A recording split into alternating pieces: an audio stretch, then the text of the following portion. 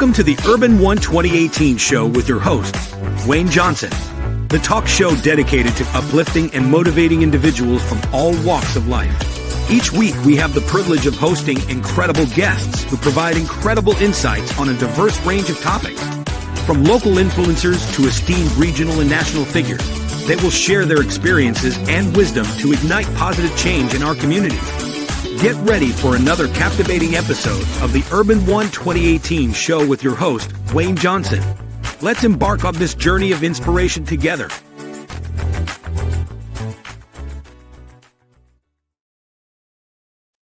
Hello. I'm your host, Wayne Johnson. Yeah, same face, but I have a very special guest here with me, Miss Parker. I tried to pronounce her name, but I messed it up so badly. So I decided to let her pronounce her name to you as well. And so she's here because she's the executive director of Pathways to Progress Support Services. And you say, well, what is that?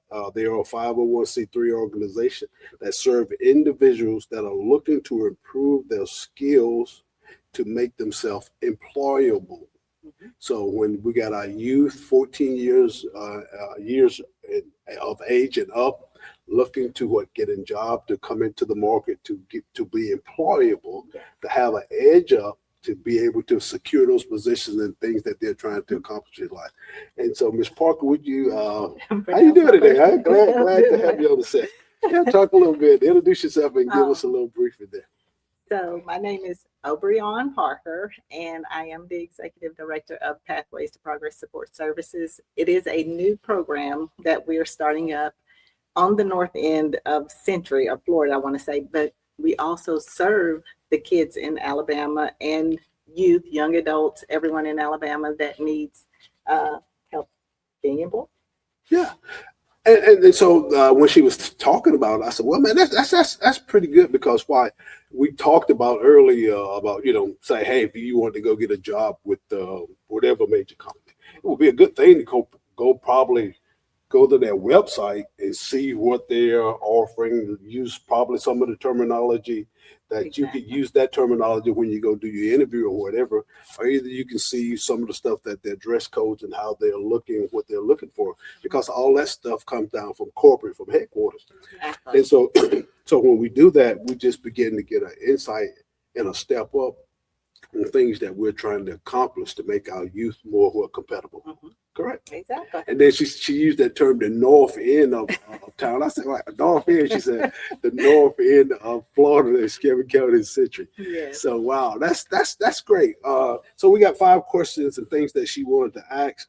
And so what are some of the credentials? What are your credentials? Talk about that a little bit. Some of the credentials that you have, the experience that you have. I have been teaching now for 22 years. Yeah. I have worked with an actual vendor of vocational rehabilitation, and they taught employment skills. And so I did that for like 8 years as well. And I did that down in Pensacola. But I've been teaching at the local high school, working with students with disabilities, students without disabilities, just all around, youth and young adults and things like that. Right. So you have a lot of hands-on approaches with people skills with our youth, and so with that area and with people. So people skills are very vitally important. And so when you have those skill sets, well, then you have the teachable skill set. So which is now you want to pass that on to our younger generation. Come on, that's pretty good. And so our second question, what are some of the qualifications to be in the program? In order to be in the program, you need to be at least 14 years of age or older. We will take young adults and everything, but we do look a lot at the high school students. So that way, they're being able to be employed and just getting a step in the right direction and everything. And pretty much you have to apply, and then we'll go over all the candidates and everything, and we'll decide from there. Well, how do they apply for if they wanted to become, wanted to go join the program? Talk about that. You go to our website, and on our website, there's actually a button that says, I want to say, join us or something like that. And once you click that button, then the application is right there to fill it out. And once you fill it out, then I'll get the form. We'll put the information there for you. Go to the website And so you say young adults. So what's the age group beyond 18? It goes beyond 18 to up to 25 or 30? Or talk about that a little bit. I want to go up to about 25, but I'm not going to turn anybody away. So if you need help, then I'm going to help you. Now, you may not get everything that the other students are getting as far as, or clients are getting as far as like, the OJT payment and stuff like that, but I will help you tweak your resume. I will help you apply for jobs, and I will do all of that, but we're hoping for at least 14 to 25. 14 to 25, yeah.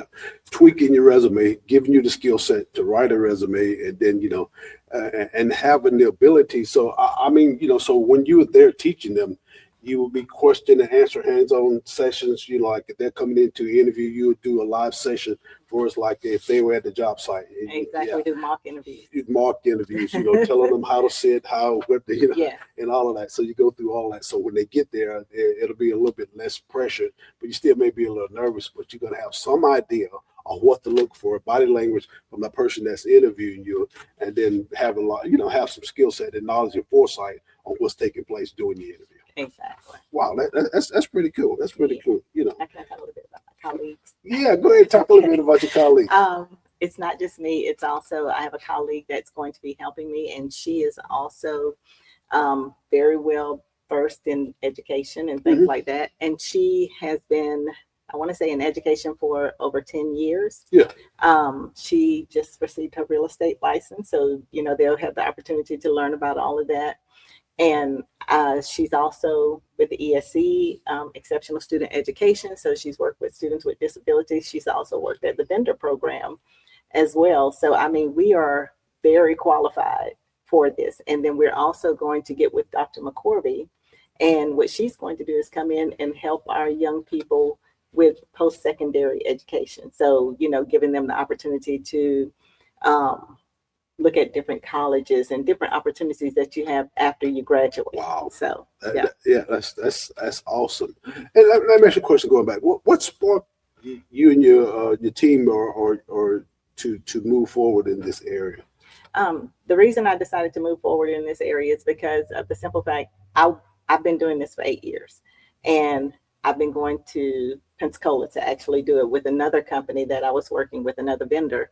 And like I said, they were great. I've learned a lot from them, but I'm like, what about our kids on the north end? What about our kids right there over the line in Alabama and things like that? So I was like, hey, we need to do something on this end to give them the opportunity and all the options, that's offered down there, or, a lot of the opportunities. Okay. Then it also would increase our skill set for our youth, because if they to give them better opportunities to present themselves, and Exactly. to express themselves. Wow. And then you say we talked about a little bit why you chose the north end. So you already kind of talked about that a little bit. Why did you call it the north end? Well, because it's the north end of Florida. So if you look at Florida, you got the south end. Well, it's actually the north. It's the north end of Florida. But out of all the things you could say, why would you use the north end? I just saw that. I'm like, the north end. It's kind of catchy. Yeah, it's kind of catchy, but yet still it stands out when you say north end. And so it adds to what you're trying to accomplish, and it brings it to a specific area, to specific communities and things that's needed to self-educate. And then, it just sparked me to say the north end. And so, which is great. Right. I'm not going to pressure on that anymore.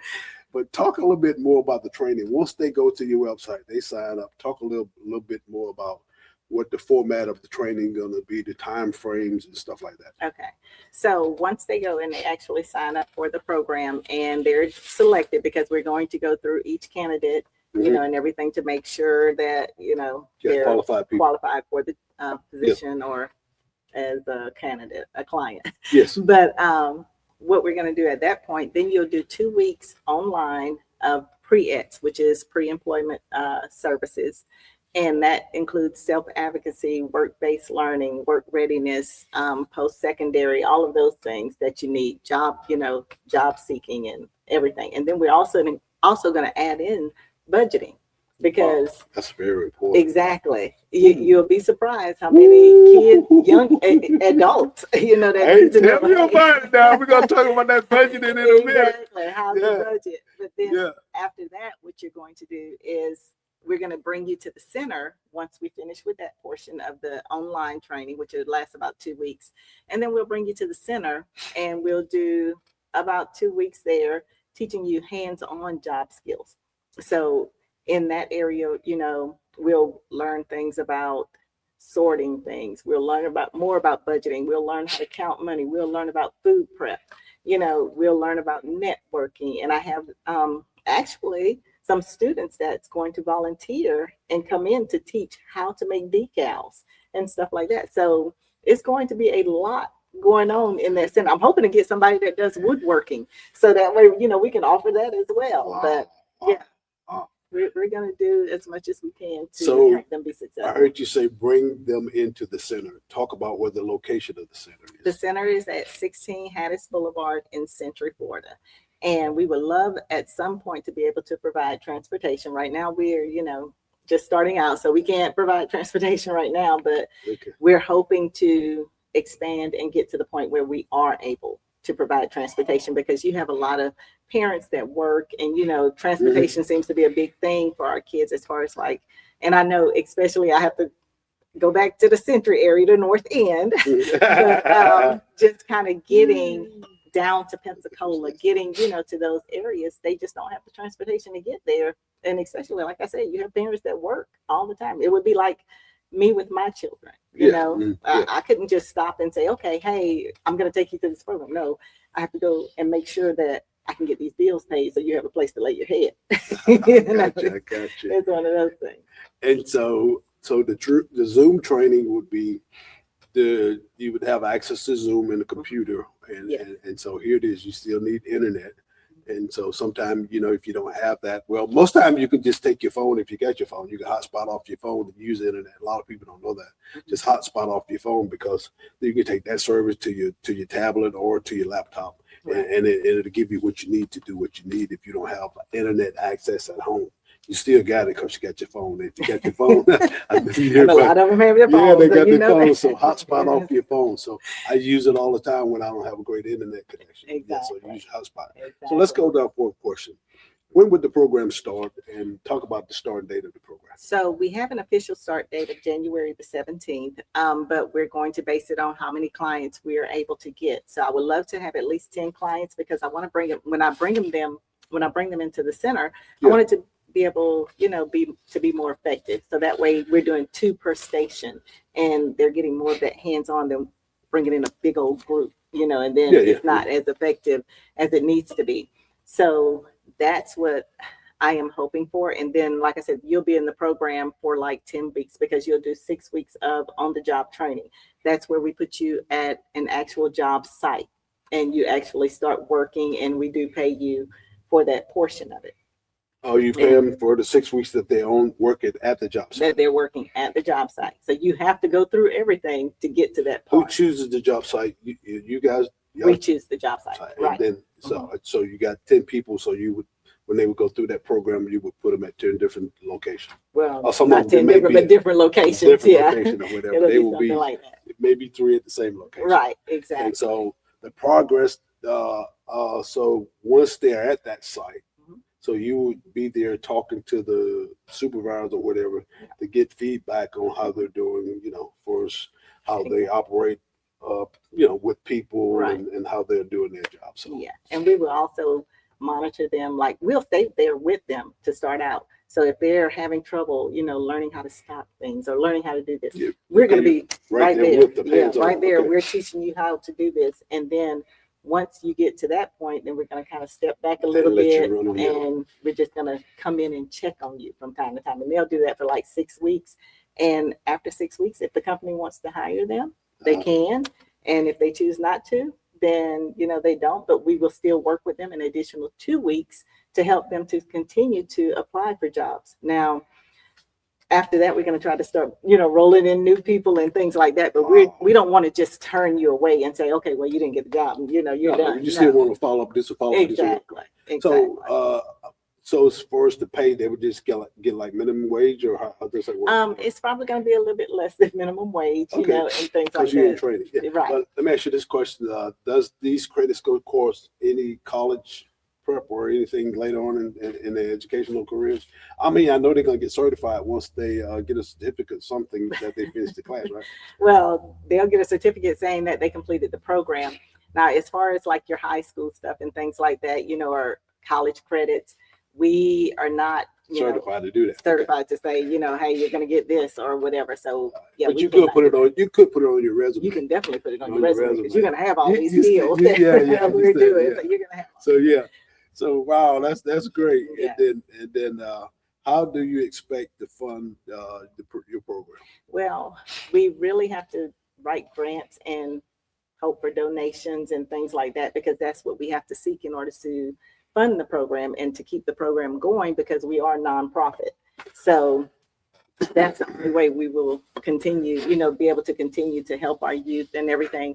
And, you know, I'm just going to say it, even if I don't get the funding, I'm not turning these kids away. You know, I'm going to help you. You know, that's just something that is in me, something I want to do. And they were talking about grants. And I learned a few things about grants. I really didn't know. So it's 3 different grants. You can get a county grant, state grant, or federal grant. And so I didn't know that a county grant is the easiest grant to get if, you know, when you're writing, trying to get a grant. Excuse me. And then with the state. And so I said, wow. So now here we are, you know, looking, and so this goes into a greater, I mean, once you start doing what you are doing here, it's a learning curve in a lot of other places. Exactly. Because why? It broadens the horizon, and I call it KT, kitchen table items.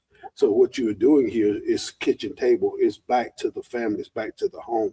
So it's meeting the needs of the family or the community. See, because our kids are the community. And so these are KT, kitchen table items. So when we empower our community to kitchen table, to budgeting, through social,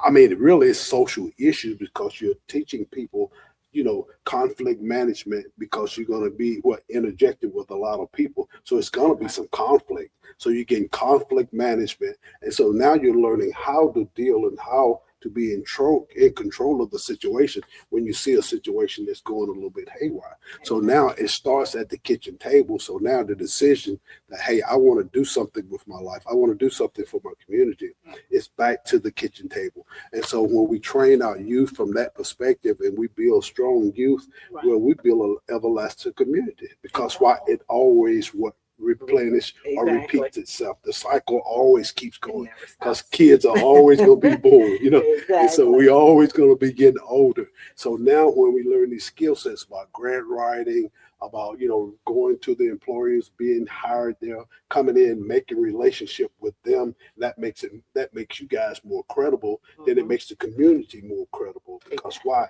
If something happens, we'll say, hey, you know, we personally know so-and-so that came from that community. You know what I'm saying? And so behind the scenes, or wherever your name is not being heard, but when you got access to those type environments, whatever, Walmart or whatever in the community that you have, you know, some of the people that went through the program, it just steps up and says a lot for the community as well. And then therefore, when we're highlighting what you're doing today. Exactly. And so then here it is, we're going to be highlighting it. It's going to be more highlights for it, you know, like that, more advanced, or wherever in the newspaper in Century.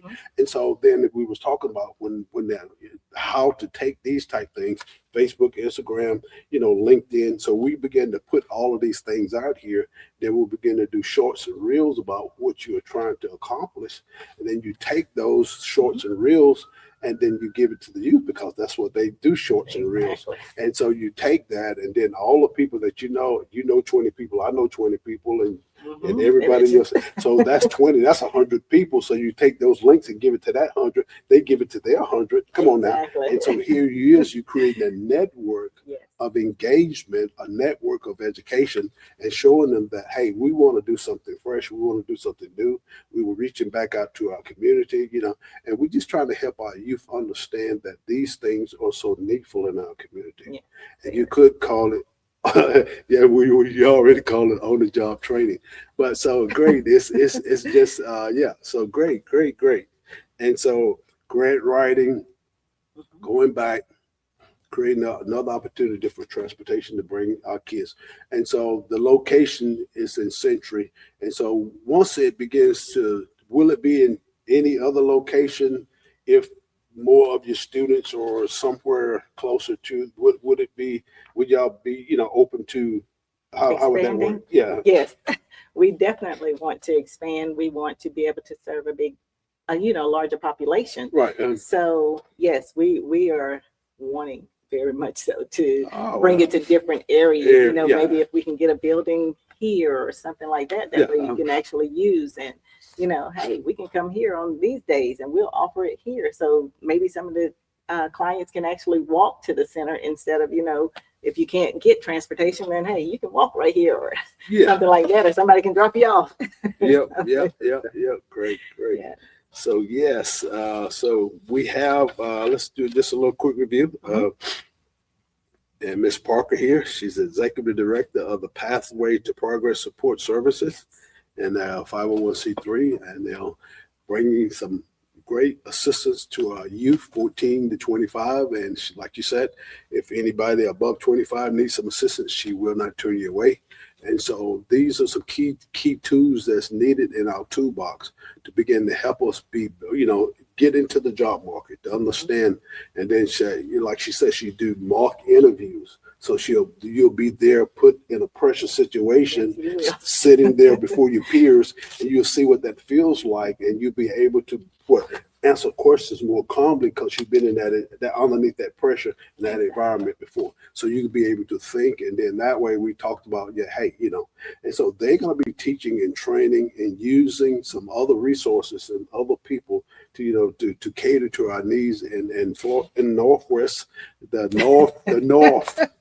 What is that, South Alabama? Yeah, South Alabama, the North side. So and so here we are. So we got Atmore close to that area, and then so we got surrounding areas. You got Brewton, you got Monroe, and then Baldwin County as well. So here we are. So once people hear about it, and then it's great for our youth, and so it's just a positive impact, especially on the things that have been happening in our community and Atmore, for us, the gun violence and stuff like that we've been reaching out, and programs are starting to be sparked. People are starting to reach out, starting to think about innovative ways to get our children into some programs and some things that will benefit them. And so the more that we have that, the more that we look toward that, the more we can be a blessing to our communities, because our communities still stream from our children, our churches, our families. And so these are things that we have to begin to understand that aids and assist us. And then so when you go through this program, it educates you in every skill set of life. Exactly. And one thing you want to think about is that our younger generation, that's the ones that's going to have to take care of us.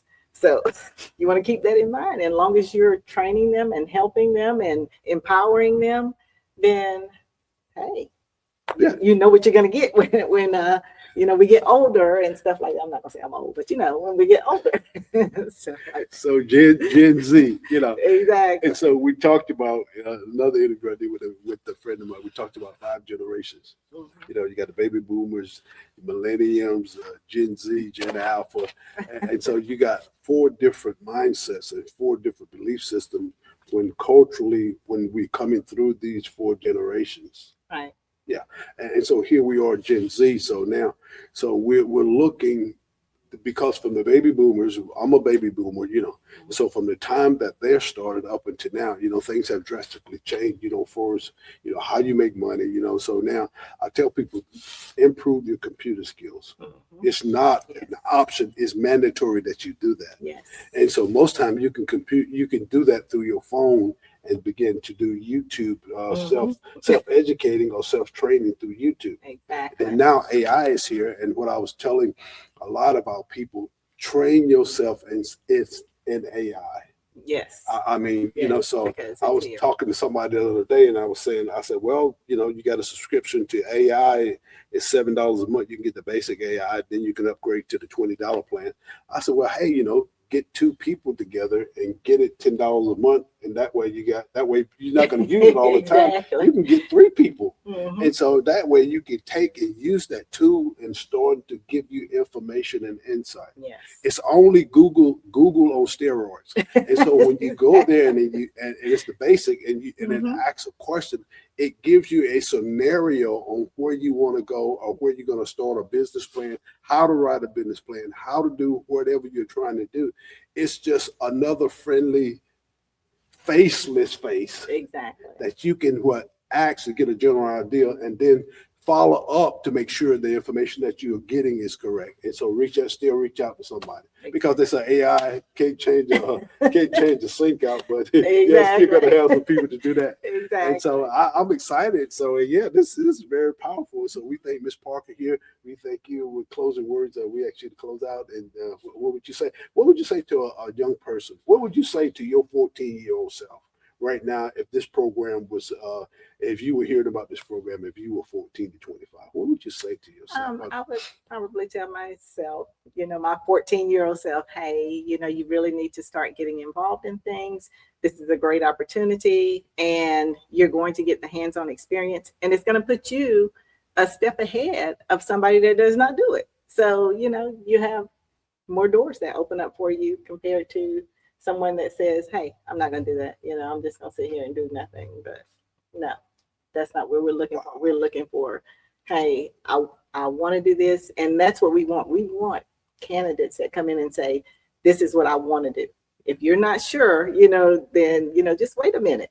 And then after that, hey, let's get in there and try it, Right. So. And so what it does also, I was just thinking, it pulls out your leadership skill set. If you got a leadership skill set and then you going on the job site that you are putting people there, well, they have access to the supervisors that are there to help to assist them because they know they're in a training mode. And plus, when you're 14 or whatever, they're more apt to tell you and show you things, because while they're thinking about them 14, when they were 14, Exactly. when they got their first job, when they were coming in. Exactly. So you get a little bit more advice coming towards you, and also it preps you and show you how to be successful. Right. And some of these things that you're going, it may be this opportunity here may create $100,000 income increase when you graduated from college, because why? It's just You have the training. skills. Yeah. Yeah. From 14 to 18, you got 4 years of that skill set training, then another 4 years from college. And you may even go start your own company. Who knows? Exactly. Yeah. So you never know where it Exactly. goes. Entrepreneur. That's So right. we thank Ms. Parker for coming by today. God bless you. Thank And, you for having me. yeah, so this is Urban One 2018. I'm your host, Wayne Johnson. And like I say, we have a special guest here. I'm not going to mess up her first name. Just say it anyway. Obreonne. Obreonne Parker, the director, Obreonne Parker, Pathway to Progress Support Services. And so we just honored to have her here today. God bless you and take care. Thank you for joining us. Thanks for watching the Urban One 2018 show with your host, Wayne Johnson, the talk show dedicated to inspiring individuals from all walks of life. Every week, we have the privilege of hosting remarkable guests who provide profound insights on a wide range of topics. From local influencers to esteemed regional and national figures, they generously share their experiences and wisdom to spark positive change in our communities. We sincerely hope that today's episode has left you inspired and motivated. Join us again next week as we continue to uplift and empower. Until then, may you be blessed. From all of us at the Urban One 2018 show with your host, Wayne Johnson.